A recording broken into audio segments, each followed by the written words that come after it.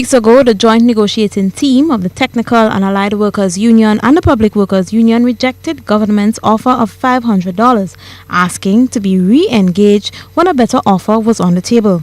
The union said they thought today was that day, as they were invited to a meeting with government's negotiating team. However, Public Relations Officer of the Public Workers Union, Brian Grimes, says government's offer only improved by $100, totaling the sum on the table of $600, a figure they are not prepared to accept. But I can say with no uncertainty that a snowball has a chance of surviving in hell before the joint negotiating team of TAU and PW signs to a $600 offer on behalf of our hard-working, dignified public officers. I say that with the utmost confidence. He described it as an insult to the workers.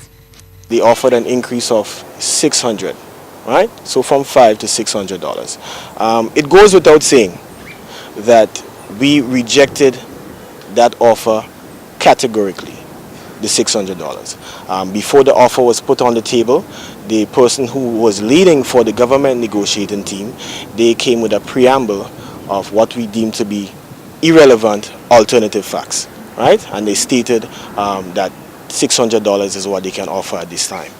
Obviously, we are not going to sign to that. We cannot say with any sort of confidence that we are representing workers and signing to that sort of agreement.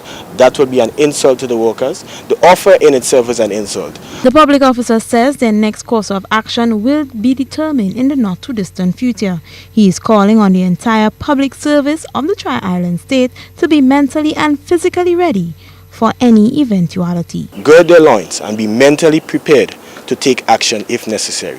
You look around this country, you look at the trade union movement. Representatives, time and time again, go to the table with all the facts, all the reasoning, all the pragmatism, and present it to the employers. There is no response to reasoning, it seems, within the trade union movement as far as the relationship between employer and employee right now. What is happening, instead of practical exchanges, the employers are understanding brute force. This is not our first option. We always like to go to the table with reason and hash it out and come to a mutually beneficial stance. As it stands now, we are trying our best, but government, basically they are playing games. For GBN News, I am Rachel Bean.